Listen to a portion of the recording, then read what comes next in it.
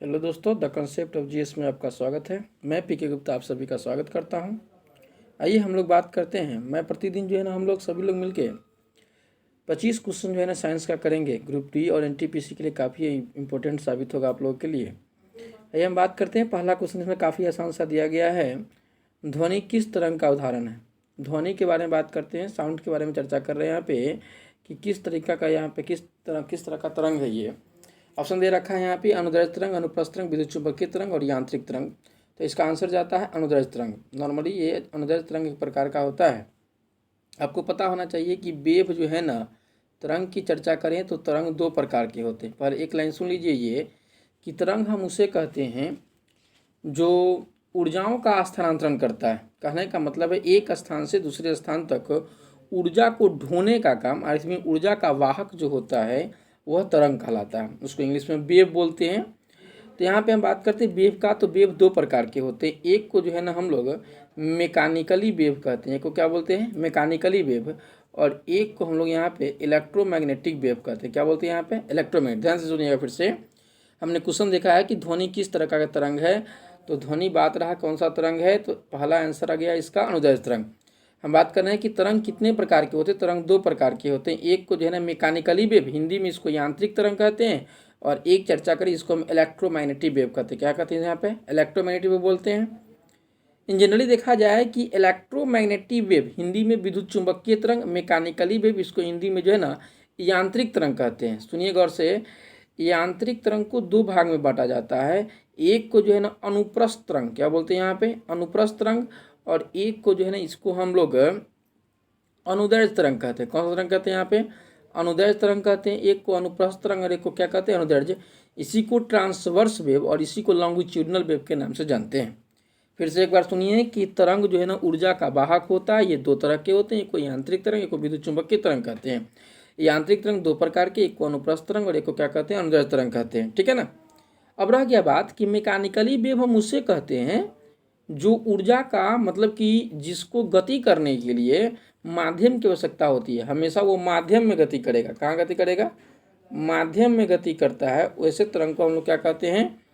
जो माध्यम में गति करता है वैसे तरंग को हम लोग जनरली यांत्रिक तरंग कहते हैं। जिसको गति करने के लिए माध्यम की आवश्यकता नहीं होती है, जिसको गति करने के लिए माध्यम की आवश्यकता नहीं होती है, उसे हम विद्युत चुंबकीय तरंग मतलब इलेक्ट्रोमैग्नेटिक वेव के नाम से जानते हैं। और जिसको माध्यम की आवश्यकता होती है उसे हम लोग यांत्रिक तरंग कहते हैं। तो यांत्रिक तरंग दो प्रकार के, एक को अनुप्रस्थ तरंग और एक को अनुदैर्ध्य तरंग। तो देखिए माध्यम, जैसे ध्वनि है तो ध्वनि को गति करने के लिए माध्यम चाहिए, अर्थात यांत्रिक तरंग है। तो यांत्रिक में कौन सा तरंग है? तो ये अनुदैर्ध्य तरंग है। कौन सा तरंग है यहाँ पे? अनुदैर्ध्य तरंग। क्लियर है? एक याद रख लीजिएगा इस बात को कि तरंग दो प्रकार के होते हैं। एक को यांत्रिक तरंग और एक को विद्युत चुंबकीय तरंग कहते हैं। ठीक है ना। तो यही रह गया विद्युत चुंबकीय तरंग। इसके गति करने के लिए माध्यम की आवश्यकता नहीं होगी। ये ना क्वेश्चन जो आपको दिख रहा है ऑप्शन नंबर सी, इसकी गति करने के लिए माध्यम की आवश्यकता नहीं होगी। ये निर्वात में भी गति कर सकेगा। यहाँ तक कि कोई भी जो है ना एनवायरनमेंट अवेलेबल नहीं हो वहाँ पे क्या हो जाएगा? गति कर जाएगा। और यांत्रिक तरंग के लिए बात करते हैं तो यांत्रिक तरंग माध्यम की आवश्यकता होती है। और यही यांत्रिक तरंग दो प्रकार के होते हैं। एक को जो है ना अनुप्रस्थ तरंग और एक को क्या कहते हैं? अनुदैर्ध्य तरंग कहते हैं। और अनुप्रस्थ तरंग खैर इन दोनों का अपना जो है ना ये बनता है। ठीक है। तो नेक्स्ट क्वेश्चन देखते हैं फटाक से। आइए बात करते हैं। नेक्स्ट क्वेश्चन ये बनता है क्या कि निम्न में कौन से सम्मिलित हैं? ऑप्शन देखना है। एक का अवश्रव्य तरंग मतलब इंफ्रासोनिक वेव। कौन सा यहाँ पे? अवसरंग तरंग। यहाँ पे इंफ्रासोनिक की बात करा 20 हर्ट्ज से 20,000 हर्ट्ज दे रहा है। इसका हर्ट्ज दे रहा है। पता होना चाहिए कि हर्ट्ज जो है ना आवृत्ति का मात्रक है। पराश्रव्य तरंग 20,000 हर्ट्ज से अधिक दे रहा है और श्रव्य तरंग जो कि 20 हर्ट्ज से कम दे रहा है। समझे ना। तो ये गौर कीजिए, ये जो है ना ये तीनों में करा कि कौन सी सम्मिलित है। तो सम्मिलित की बात करते हैं तो ओनली इसमें पराश्रव्य तरंग जो है ना क्या है? सम्मिलित है। इसका डाटा दे रहा है 20,000 से 20,000 हर्ट्ज से भी अधिक, जो कि आंसर क्या आ जाएगा? केवल 2 नंबर। गौर कीजिए। अब बाकी को जो है मतलब ऑडिएबल वेव जो कि श्रव्य तरंग यहाँ पे दे रखा है। तो ऑडिएबल वेव की हम चर्चा करते हैं ना। तो ऑडिएबल वेव 20 हर्ट्ज से भी क्या होता है? नहीं, ये 20 हर्ट्ज से 20,000 हर्ट्ज के बीच होता है जो सुनने योग्य होता है मनुष्य के। आप 20,000 से हर्ट्ज से कम जो कि नहीं सुना जा सकता है वह अवश्रव्य तरंग की बात होती है। किसकी बात होती है यहाँ पे? तो इस डाटा को इसमें मिक्स कर देंगे, इसको इसमें मिक्स कर देंगे, तो इस प्रकार हमारा आंसर जो है ना हो जाएगा कंप्लीट। लेकिन यहाँ पे केवल हमें सुमेलित खोजना था, तो सुमेलित सिर्फ यही है, पराश्रव्य तरंग 20,000 हर्ट्ज। कितना होता है यहाँ पे? 20,000 हर्ट्ज पराश्रव्य तरंग होता है, समझे ना यहाँ पे।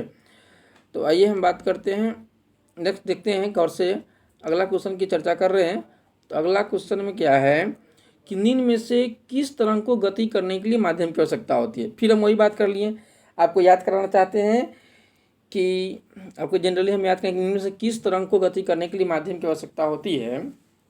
तो आप फिर से याद कीजिए कि तरंग दो प्रकार के, एक को जो है ना यांत्रिक तरंग और एक को विद्युत चुंबकीय तरंग, ठीक है ना। तो विद्युत चुंबकीय तरंग के लिए माध्यम की आवश्यकता नहीं होती है, और जबकि यांत्रिक तरंग के लिए माध्यम की आवश्यकता होती है, ठीक है ना। तो यांत्रिक तरंग जो होगा वही होगा। तो यांत्रिक तरंग में दो प्रकार के, एक को अनुप्रस्थ और एक को अनुदैर्ध्य। चूंकि ध्वनि एक अनुदैर्ध्य तरंग, अर्थात इसका आंसर कौन जाएगा यहाँ पे? ध्वनि जाएगा, क्योंकि ध्वनि अनुदैर्ध्य तरंग है, ठीक है ना। रह गया प्रकाश किरणें, गामा किरणें, एक्स किरणें, इन तीनों की चर्चा कर रहा है। तो प्रकाश जो है ना, प्रकाश लाइट की बात करते हैं, लाइट सोर्स की हम बात करते हैं। तो सूर्य से निकलने वाली प्रकाश की किरण ये माध्यम में भी गति करेगा और बिना माध्यम में भी गति कर जाएगा। ये दोनों गुण दिखाता है, ठीक है ना। प्रकाश दोनों गुण दिखाता है। ये जो है ना कभी कभी बिना माध्यम में भी गति कर जाएगा, जैसे सूर्य से निकलता होगा तो उस समय इसको माध्यम की आवश्यकता नहीं है। आज जब वायुमंडल में प्रवेश किया तो माध्यम से भी गुजर गया। जैसे जैसे शीशा है, तो शीशा से प्रकाश जाएगा कि नहीं जाएगा? जाएगा, मतलब माध्यम से जा रहा है। या हम बात करते हैं पानी है, तो पानी से प्रकाश पार करेगा कि नहीं करेगा? करेगा, मतलब क्या? माध्यम है। इससे जाहिर हो रहा है कि प्रकाश के लिए माध्यम होगा और नहीं भी होगा, दोनों में गति कर जाएगा। इसलिए प्रकाश का एक विशेष नाम दिया जाता है कि प्रकाश एक विद्युत चुंबकीय अनुप्रस्थ तरंग है। सुनिए गौर से, प्रकाश कौन सी है? प्रकाश के बारे में लिख देते हैं, या आप लिख भी सकते हैं, प्रकाश एक विद्युत चुंबकीय, कौन सी यहाँ पे? विद्युत चुंबकीय। देखिए यहाँ पे लिखने में उतना अच्छा नहीं बन रहा है, लेकिन आप लिख लीजिएगा, विद्युत चुंबकीय अनुप्रस्थ तरंग है, ठीक है ना। प्रकाश कौन सा तरंग है? विद्युत चुंबकीय अनुप्रस्थ तरंग है, ठीक है। तो अब देखिए गामा की बात करें या एक्सरे की बात करें, तो गामा रे एक्सरे जो है ना सीधा विद्युत चुंबकीय तरंग है। कौन सा तरंग है यहाँ पे? विद्युत चुंबकीय। ध्वनि अनुदैर्ध्य तरंग है, इसलिए इसके माध्यम की आवश्यकता होगी। तो हम देखते हैं नेक्स्ट फटाक से आगे क्वेश्चन देखते हैं। डॉपलर प्रभाव किसने दिया था? एक बड़ा ही महान वैज्ञानिक थे रूस के, उनका नाम था क्रिश्चियन जॉन डॉपलर। पूरा नाम था क्रिश्चियन जॉन डॉपलर। पूरा नाम तो खैर ऐसे वैज्ञानिक को नॉलेज के लिए याद रखा जा सकता है, लेकिन उतना खास इम्पोर्टेंट भी नहीं है। क्रिश्चियन जॉन डॉपलर, समझे ना। क्रिश्चियन जॉन डॉपलर साहब थे जिन्होंने ध्वनि के संबंधी इफेक्ट को बताया था, समझे ना। ध्वनि के संबंधी इफेक्ट को बताया था क्या कि ध्वनि जो है ना, जब व्यक्ति गति कर रहा हो और उसके पीछे से कोई जो साउंड सोर्स है वो गति करता हुआ आता है, तो ध्वनि उसका बना रहता है। या उन दोनों के बीच की दूरी घट रही है तो ध्वनि का मान बढ़ जाएगा, आवृत्ति बढ़ जाएगा। हालांकि ये नहीं है कि सोर्स का आवृत्ति बढ़ रहा है, डिस्टेंस जो है ना कवर ज़्यादा होने से या दूर हो जाने से ध्वनि की आवृत्ति में आपको अंतर महसूस होता है। मतलब ध्वनि के आपेक्षिक गति पर निर्भर करता है कि ध्वनि की आवृत्ति आपको कितना सुनाई पड़ती है, समझे ना। इसलिए जो है ना डॉपलर प्रभाव साहब ने क्या बताया था, ध्वनि के आपेक्षिक गति के बारे में। प्रतिध्वनि नहीं कर सकते हैं, इको साउंड अलग होता है, इको साउंड अलग होता है, समझे ना। इको साउंड जो होता है कभी पहाड़ी वाले क्षेत्र में या वन जंगल वाले क्षेत्र में जो है ना ध्वनि का आपस टकरा कर मेरे पास ही सुनाई देना, या किसी बंद कमरे में जो है ना ध्वनि का टकरा कर हमें ही वापस सुनाई देना, यह क्रिया प्रतिध्वनि होती है, जिसको इको साउंड बोलते हैं, इको बोलते हैं। तो वो अलग बात होता है, ठीक है ना। लेकिन यहाँ पे क्वेश्चन है डॉपलर प्रभाव का संबंध किससे है, तो ध्वनि के आपेक्षिक गति से है, जिन्होंने क्रिश्चियन जॉन डॉपलर साहब ने दिया था। किसने दिया था? क्रिश्चियन जॉन डॉपलर, रशियन वैज्ञानिक थे, ठीक है ना। नेक्स्ट क्वेश्चन देखते हैं फटाक से। काफ़ी अच्छा सा क्वेश्चन ये भी और आसान भी है। अवतल दर्पण में यदि वस्तु अनंत पर हो तो उसका प्रतिबिंब कहाँ बनेगा? अवतल दर्पण में यदि वस्तु अनंत पर हो तो उसका प्रतिबिंब कहाँ बनेगा? तो आइए हम एक छोटा सा अवतल दर्पण, पता होना चाहिए कि एक होता है ना गोलीय दर्पण। एक कौन सा दर्पण होता है? ऐसे गोलीय दर्पण है।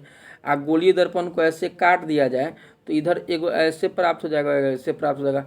पीछे से पेंट कर दीजिए, एगो भाग धंस जाएगा तो उसको हम लोग कह देंगे यहाँ पे अवतल दर्पण, ठीक है ना। एगो पार्ट जो है ना यहाँ से पीछे से तो उभरा हो जाएगा तो इसको उत्तल दर्पण कह देंगे, ठीक। इतना बात हम लोग जान रहे हैं क्या। अब इससे आगे का बात है क्या कि यदि ऐसे हमारे पास एक अवतल दर्पण मिल गया तो अवतल दर्पण में एक क्या होगा यहाँ पे, इन जनरली इसका पोल होगा। अब पोल के बाद एगो क्या होगा, फोकस होगा। फोकस के बाद एगो क्या होगा, सेंटर होगा। एगो क्या होगा यहाँ पे, इनफाइनाइट होगा कि नहीं होगा। अब अनंत से आने वाली प्रकाश की किरण जब प्रधान अक्ष के समानांतर आती है तो वो फोकस से होकर गुजरती है। ये कंसेप्ट है, समझे ना। मतलब अनंत पर रखे वस्तु का प्रतिबिंब कहाँ बनता है? फोकस पर। अब फोकस पर रखे वस्तु का प्रतिबिंब कहाँ बनता है? अनंत पर, समझे ना। फिर से एक बार देख लीजिए, अवतल दर्पण में यदि वस्तु को अनंत पर हो तो उसका प्रतिबिंब कहाँ बनेगा? तो यदि वस्तु अनंत पर हो तो उसका प्रतिबिंब बनेगा फोकस पर। आंसर कहाँ जाता है यहाँ पे? फोकस पर। देख लीजिए फटाक से, आंसर कहाँ जाता है यहाँ पे? फोकस पर, ठीक है ना। आपको पता होना चाहिए कि दर्पण की कुल लंबाई को दर्पण को द्वारक कहते हैं। यहाँ से यहाँ तक ये कुल लंबाई जो है ना, ये दर्पण का द्वारक कहलाएगा, या पूरा ऐसे भी कर सकते हैं, ठीक है ना। और दर्पण की कुल लंबाई की आधी दूरी को दर्पण का पोल कहते हैं। क्या कहते हैं यहाँ पे? पोल। अब पोल से वक्रता केंद्र को मिलाने वाली रेखा को हम प्रधान अक्ष कहते हैं। क्या कहते हैं यहाँ पे? प्रधान अक्ष। पोल से वक्रता केंद्र को मिलाने वाली रेखा को क्या कहते हैं यहाँ पे? प्रधान अक्ष के नाम से जानते हैं, ठीक है ना। और सभी दूरियां दर्पण के पोल से मापी जाती है। सभी दूरियां दर्पण कहाँ से मापी जाती है? पोल से मापी जाती है। ये भी कंसेप्ट है। और पोल से फोकस तक के दूरी को फोकस दूरी, अब पोल से वक्रता केंद्र तक के दूरी को वक्रता त्रिज्या, अब पोल से अनंत की वस्तु, पोल से वस्तु तक के दूरी को वस्तु दूरी, पोल से फोकस तक के दूरी को फोकस दूरी इत्यादि के नाम से हम लोग इसको जानते हैं, ठीक है ना। तो नेक्स्ट क्वेश्चन ध्यान दीजिएगा। अगला क्वेश्चन की बात करते हैं। अगला क्वेश्चन काफी अच्छा सा है यहाँ पे, कि यहाँ पे कह रहा है कि यदि उत्तल लेंस की फोकस दूरी 20 सेंटीमीटर हो तो उसकी क्षमता क्या होगी, समझे ना। तो क्षमता हम हमेशा डायप्टर में ही बताते हैं। अब रह गया बात कि ये उत्तल लेंस, तो उत्तल लेंस इस तरीका का बनता है, ठीक है ना। अब इसमें अपना ये डाटा है, ठीक है ना। अब रह गया बात कि इसका भी अपना प्रकाशिक केंद्र है। प्रकाशिक केंद्र से कोई लाइन हम ड्रॉ कर सकते हैं, ठीक है ना। इसमें दोनों तरफ फोकस बनता है, एक फोकस इधर ले सकते हैं, एक फोकस इधर ले सकते हैं।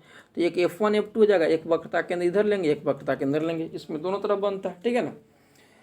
अब देखिए होगा क्या कि अनंत से आने वाली प्रकाश की किरण जब जो है ना फोकस से ऐसे गुजरेगा, ठीक है, ये फोकस से गुजर रहा है, तो ये पॉइंट फोकस, यदि हम इधर से भेजते तो ये इधर, इस यहाँ से भेजते ऐसे तो ऐसे जाता हुआ प्रतीत होता, तो इसका फोकस इस साइड बन जाता।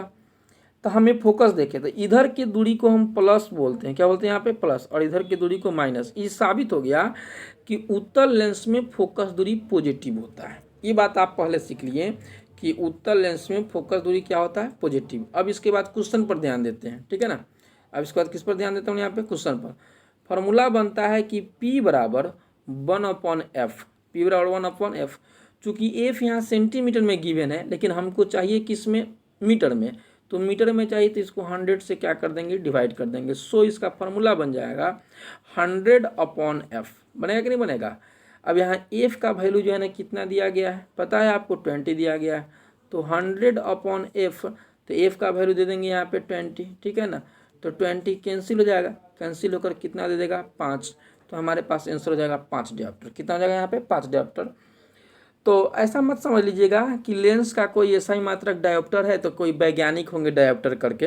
अक्सर होता है कि जैसे कि कितने भी जो है ना ऊर्जा का जूल होता है, तो यहाँ पे पता चलता है कि जेम्स प्रेस्कॉट जूल साहब ने बताया था इसके बारे में। या ऐसा होता है कि कार्य का ऐसा ही मात्रक भी जूल ही होता है। या शक्ति का वाट होता है तो वाट साहब ने बताया था।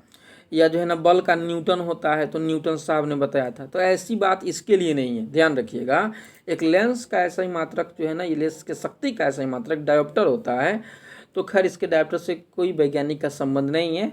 ऐसे ही जो है ना ये भाषा को जो है ना, ये शब्द को इस्तेमाल किया जाने लगा भाषा के रूप में, कोई बड़ी बात नहीं है। लेकिन यहाँ पे इसका आंसर +5 डायोप्टर। कितना डायोप्टर? तो कि फिर से देख लीजिए, P बराबर 1/f, 100/f, समझ गए ना। नेक्स्ट आइए बात करते हैं, काफ़ी आसान क्वेश्चन ये भी है। यदि उत्तल लेंस की फोकस दूरी 30 सेंटीमीटर हो, यदि उत्तल लेंस की फोकस दूरी 30 सेंटीमीटर हो तथा वस्तु दूरी 60 सेंटीमीटर हो। हाँ अच्छी बात है। फिर से लेंस, तो लेंस का जो है ना डाटा दे दिया गया है। F = कितना होगा? F बराबर फोकस दूरी पॉजिटिव, लिखा कि नहीं का। और उसके बाद वस्तु दूरी की बात की तो वस्तु दूरी इसका जो है ना क्या होगा? निगेटिव। मतलब U जो है ना इसका निगेटिव, और F जो है ना इसका क्या होगा? पॉजिटिव, ठीक है ना। और तो कह रहा है उसके बाद हो तो प्रतिबिंब की दूरी ज्ञात करें। बात सही है। हमें जो है ना V निकाल देना है। हमें क्या निकालना है यहाँ पे? V। फॉर्मूला होता है 1/f बराबर 1/v बटा 1/v माइनस 1/u, यही ना होता है। आइए एक बार माइनस होता है तो एक माइनस इसके लिए लगाएंगे तो ये माइनस माइनस प्लस हो जाएगा। मतलब हम प्लस कर देते हैं। क्या कर देते हैं यहाँ पे? प्लस, ठीक है ना। इसको हम क्या कर दिए यहाँ पे प्लस, इन जनरली इसको हम प्लस कर दिए, तो बाकी अब हम जो है ना मिटा देते हैं। क्यों? क्योंकि ये माइनस नहीं होगा, क्योंकि हमने माइनस माइनस प्लस कर दिया, ठीक है ना। अब आइए 1/f तो निकालना हमको 1/v है, ठीक है ना। निकालना हमको क्या है यहाँ पे 1/v निकालना है, तो 1/v बराबर 1/f माइनस 1/u, ठीक है। अब हम डाटा दे सकते हैं f का 30 डिग्री और u का 60 डिग्री। हमने डाटा दे दिया यहाँ पे 1/v इक्वल्स टू 1/30 माइनस 1/60, ठीक है। आइए एलसीएम लिए यहाँ पे क्या 60, 32 जा 60 माइनस 1 मतलब 1/60, ठीक है ना। तो यहाँ पे answer 1/v equal to 60, so v equals to क्या हो जाएगा सीधा 60, मतलब आंसर सी चला जाएगा। आपको काफ़ी आसानी से समझ में आ रहा होगा, मतलब ऐसे क्वेश्चन, ये तो काफ़ी आसान क्वेश्चन है, ये क्वेश्चन का कोई खास लेवल है भी नहीं, हम इससे काफ़ी हार्डर क्वेश्चन आपको जो है ना सॉल्व कराएंगे, ये कोई बड़ी बात है नहीं यहाँ पे। तो यदि उत्तल लेंस की फोकस दूरी 30 सेंटीमीटर हो तो उसकी वस्तु दूरी 60 सेंटीमीटर हो तो प्रतिबिंब की दूरी ज्ञात करें। तो 1/v बराबर 1/f बटा 1 माइनस u, सो हम यहाँ पे f दे दिए 30 सेंटीमीटर और वस्तु दूरी 60 सेंटीमीटर। कैलकुलेशन किया, हमारा आंसर निकल गया। हमने प्लस माइनस का पहले ही ध्यान दे दिया था। नेक्स्ट क्वेश्चन फटाक से। हाँ, रेटिना पर वस्तु का प्रतिबिंब बनता है। रेटिना पर वस्तु का प्रतिबिंब बनता है। रेटिना पर वस्तु का कैसा प्रतिबिंब बनता है? रेटिना जो है ना नेत्र के पीछे होता है, सबसे पिछली एक परत होती है जिससे हम लोग क्या कहते हैं रेटिना के नाम से जानते हैं। खैर रेटिना की बात करें तो यहाँ पे जो है ना देखा जाए कि ऐसे नेत्र हैं और नेत्र में आने वाली प्रकाश की किरण सीधे जो है ना कहाँ पड़ती है रेटिना पर जाके गुजरती है, तो रेटिना पर ही पिक्चर बनता है। रेटिना पर क्या बनता है? पिक्चर बनता है। तो रेटिना पर जो है ना पिक्चर जब बनता है ना तो वो पिक्चर हमेशा वास्तविक उल्टा और वस्तु से छोटा होता है। ये काफ़ी लंबा थोड़ा कंसेप्ट है, लेकिन ध्यान रखिएगा कि वास्तविक उल्टा और क्या बनता है वस्तु से छोटा बनता है। तो शायद यहाँ पे क्या हो जाएगा बी नंबर आंसर हो जाएगा इसका। रेटिना पर वस्तु का प्रतिबिंब बनता है वास्तविक वस्तु से छोटा और उल्टा, ठीक है ना। नेक्स्ट क्वेश्चन, इंद्रधनुष के बनने एवं मरुस्थलीय क्षेत्र में मृग मरीचिका के बनने का मूल कारण क्या है? मूल कारण इंद्रधनुष का बनना, रेनबो का बनना या मरुस्थलीय क्षेत्र में मृग मरीचिका हेलुसिनेशन कहलाता है, समझे ना। मृग तृष्णा, मृग मरीचिका होता क्या है ना, जनरली यही होता है कि बहुत दूर जो है ना जब रेगिस्तानी क्षेत्र में जो है ना हिरन वगैरह घूमते रहता है तो हिरन को लगता है क्या कि बाहर पानी है, पानी के तलाश में जाता है, लेकिन उसको पानी वहाँ मिल नहीं पाता है। फिर उसी पानी को तलाश के लिए वो दूसरी जगह चला जाता है, फिर पता चलता है कि आगे दिखता है पानी, वहाँ भी पानी उसको नहीं मिलता है। ऐसे ही हेलुसिनेशन में वो जो है चारों तरफ भटकते रहता है, अंततः उसको पानी मिलता नहीं है। तो ऐसा हेलुसिनेशन उसको होता है कब? जब total internal reflection of light, समझे ना, पूर्ण आंतरिक परावर्तन इसको कहते हैं। इसको क्या कहते हैं? पूर्ण आंतरिक परावर्तन, total internal reflection of light, समझे ना। तो total internal reflection of light के कारण जो है ना मतलब मृग मरीचिका बनती है, समझे ना, या हीरे का चमकना, समझे ना, या टूटे हुए शीशे को दूर से दिखाई पड़ना।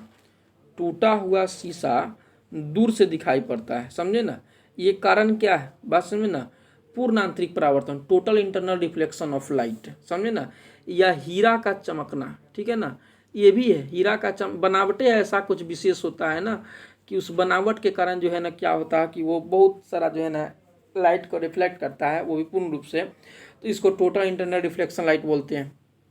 या एक और हम कह सकते हैं कि आप देख सकते हैं कि बस से जब यात्रा करते हैं तो यात्रा रोड पर नज़र आता है क्या कि पानी, समझे ना, तो यात्रा करते समय आगे पानी जो है ना हमें रास्ता सड़क पर दिखाई पड़ता है। इस कारण इसका भी कारण क्या है? पूर्ण आंतरिक परावर्तन। तो इसका आंसर इन जनरली क्या जाएगा? इंद्रधनुष को बनने मरुस्थलीय क्षेत्र में मृग मरीचिका का बनने का मूल कारण क्या है? पूर्ण आंतरिक परावर्तन, ठीक है ना। तो नेक्स्ट क्वेश्चन पर ध्यान देते हैं, बहुत अच्छा से क्वेश्चन है अभी। मनुष्य में मादा जनन अंग किस हार्मोन से स्रावित होता है? ठीक है ना। हार्मोन के बारे में पहले एक लाइन समझ लेते हैं, काफ़ी आसान ये भी क्वेश्चन है। हार्मोन एक होता है हार्मोन और एक होता है इंजाइम, ठीक है ना। एक क्या होता है? हार्मोन और एक होता है इंजाइम, ठीक है। तो इंजाइम का श्रवण हमेशा बाह्य स्रावी ग्रंथि से, किससे होता है? एक्सोक्राइन ग्लैंड से। और हार्मोन का सेक्रेशन हमेशा एंडोक्राइन ग्लैंड से होता है, ठीक है। अब रह गया बात हार्मोन, तो हार्मोन जो है ना गोनाड्स ग्लैंड से जो है ना कई हार्मोन, तो गोनाड्स ग्लैंड्स दो प्रकार के। गोनाड्स ग्लैंड्स कितने प्रकार के होते हैं? दो प्रकार के। गोनाड्स ग्लैंड्स दो प्रकार के, एक जो है ना ब्रीसन जिसको टेस्टिस बोलते हैं, क्या बोलते हैं इसको? टेस्टिस। और एक होता है अंडाशय, एक क्या होता है यहाँ पे? अंडाशय, ठीक है ना। तो ये वृषण की बात करते हैं जो पुरुषों में होता है, अंडाशय की बात करते हैं जो कहाँ होता है, स्त्रियों में होता है। तो अंडाशय से जो है ना, अंडाशय से हम चर्चा करते हैं कि वहाँ स्त्रियों में 3 तरह के हार्मोन निकलते हैं, ठीक है। तो एक का नाम है प्रोजेस्टेरोन, एक का नाम है रिलैक्सिन और एक का नाम है एस्ट्रोजन। ये स्त्री में निकलता है। किस में निकलता है? यहाँ पे स्त्रियों में, महिलाओं में, लड़कियों में, समझे ना। मेंस्ट्रुअल साइकिल क्रिया होने के बाद ही होगा, ठीक है ना। करने का मतलब जब यौना अवस्था में आ जाएंगी, प्यूबर्टी काल में आ जाएगी, तभी ये प्रक्रिया होगा, ठीक है ना। तो एस्ट्रोजन, प्रोजेस्टेरोन और यहाँ पे क्या कह रहा है, रिलैक्सिन, ये तीनों हार्मोन जो है ना मादा जननांग से निकलता है। कहाँ से निकलता है? मादा जननांग से। इसलिए यहाँ पर आंसर जो है ना सिंपली जाएगा क्या, कि आंसर इसका जाएगा कि ये मतलब कथन जाएगा कि ये सभी कथन सत्य हैं, ठीक है ना। लेकिन इसके अलावा यदि आपको क्वेश्चन पूछ देता है कि नर जननांग में कौन सा होगा, किसमें? यहाँ पे नर जननांग में। तो नर जननांग में आप याद रखिए 2, नॉर्मली नर जननांग में कितना है यहाँ पे? 2 आप याद रखिएगा। 2 आप कौन सा याद रखिएगा बाबू? एक का नाम है इसका टेस्टोस्टेरोन, लिख देंगे। एक का नाम है टेस्टोस्टेरोन, ठीक है ना। एक का नाम है टेस्टोस्टेरोन और एक का नाम है एंड्रोजन। एक का क्या नाम है यहाँ पे? एंड्रोजन, ठीक है। एक का नाम एंड्रोजन है, आप नोट भी कर सकते हैं स्लो करके इसको। टेस्टोस्टेरोन और एक का क्या नाम है यहाँ पे? एंड्रोजन। 2 होते हैं जिसकी नर जनन अंग से निकलता है, ये जो है ना हार्मोन है। टेस्टोस्टेरोन को नरलिंग हार्मोन भी कहते हैं, नरलिंग हार्मोन, समझे ना। नरलिंग हार्मोन मतलब कि मेल सेक्स हार्मोन के नाम से इसको जानते हैं। जैसे इसमें प्रोजेस्टेरोन है ना, तो प्रोजेस्टेरोन को हम लोग जो है ना फीमेल सेक्स हार्मोन के नाम से भी जान सकते हैं, मतलब मादा लिंग हार्मोन के नाम से जान सकते हैं। रिलैक्सिन का काम होता है कि बच्चा जन्म के समय होने वाले दर्द को, पीड़ा को कम करता है, समझे ना, टॉलरेट करने का जो है ना ये एबिलिटी बढ़ाता है। और एस्ट्रोजन की बात करते हैं, अंडाणु वगैरह जो है ना, ऐसा सेक्सुअल हैबिट को जो है ना ये कंट्रोल करता है। एंड्रोजन यही है कि पुरुषों में सेक्सुअल हैबिट को कंट्रोल करता है। और टेस्टोस्टेरोन जो है स्पर्म वगैरह निर्माण करने की प्रक्रिया ये करता है, ठीक है ना। तो आगे फटाक से नेक्स्ट बढ़ते हैं क्वेश्चन। नेक्स्ट क्वेश्चन हम बढ़ते हैं, देखिए गौर से। नेक्स्ट क्वेश्चन में है, अमीबा में भोजन का अंतर्ग्रहण किसके द्वारा होता है? अमीबा में भोजन का अंतर्ग्रहण किसके द्वारा होता है? अमीबा में भोजन का अंतर्ग्रहण की बात करते हैं, पहले क्वेश्चन को फोटो बना दीजिए, बन जाएगा अमीबा, कितना आसान बात है। और इसके अंदर में जो है ना एक केंद्रक होता है। अब यहाँ पे जहाँ से भोजन को अटैच कर सकता है, पकड़ सकता है, इस क्षेत्र को हम कूटपाद कहते हैं। क्या कहते हैं यहाँ पे? कूटपाद, ठीक है ना। इसी को हिंदी में, सॉरी इंग्लिश में स्यूडोपोडिया कहते हैं। इसको स्यूडोपोडिया, इसको क्या बोलते हैं यहाँ पे? स्यूडोपोडिया। खैर उतना लिखने के लिए स्यूडोपोडिया कहते हैं, ठीक है ना। अब रह गया, इसको स्यूडोपोडिया बोलते हैं, इसको कूटपाद के नाम से जानते हैं ना। अब इसके अंदर में अपना चारों तरफ जो है ना लिक्विड भरा होता है। इस लिक्विड को हम लोग जो है ना, इस लिक्विड भरा होता है, इसको हम लोग कोशिका द्रव, साइटोप्लाज्म बोलते हैं, समझे। तो अमीबा में भोजन का अंतर्ग्रहण किसके द्वारा होता है? तो ये कूटपाद ही जो है ना वो भोजन को क्या करता है? कैच करने का काम करता है, पकड़ लेता है। पकड़ने के बाद ये थोड़ा सा भाग जो है ना क्या करता है? यहाँ से तोड़ लेता है, यहाँ से छोटा सा भाग क्या करेगा? तोड़ लेगा। और तोड़ने के बाद भोजन क्या हो जाएगा? भीतरी घुस जाएगा, ठीक है ना। तोड़ने के बाद भोजन इससे क्या हो जाएगा? भीतर घुस जाएगा। और घुसने के बाद ये भोजन आसानी से जो है ना फूड बैग में जाता है। कहाँ जाता है? फूड बैग होता है, फूड बैग भोजन जाएगा, वहाँ से डाइजेस्ट होने के बाद प्रक्रिया क्या होगा? लगातार चलती रहेगी, ठीक है।